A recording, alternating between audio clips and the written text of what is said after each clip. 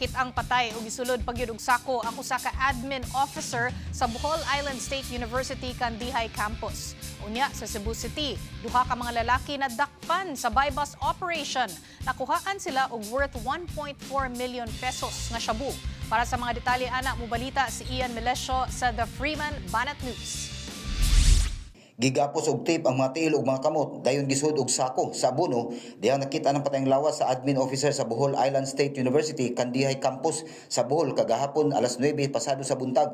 Ang biktima gila sa kapulisan nga si Dexter Timbal Hinayon. Nakita nang iyang lawas diha sa Purok 4 sa barangay Kanulin sa Kandihay Bohol.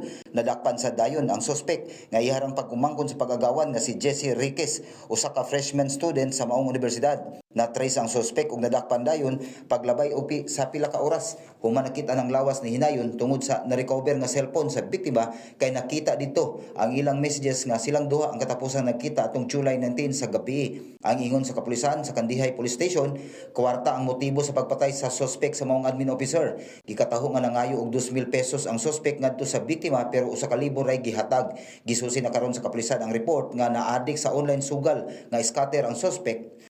Unya ang pamunuan sa Bohol Island State University Kandihay campus ni-issue na og statement sa nga nagkondidar sa kamatayon silang admin officer.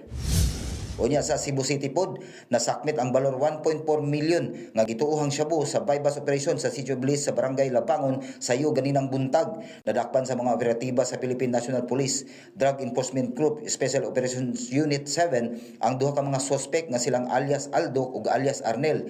Nakuha gikan sa duha ang 210 gramos nga gidudahang shabu nga nagkantidad og 1.4 million. Ang mga suspek pasakaan og kaso karong adlaw. Para sa 1PH, Ian Melesio gikan sa The Freeman Banat News.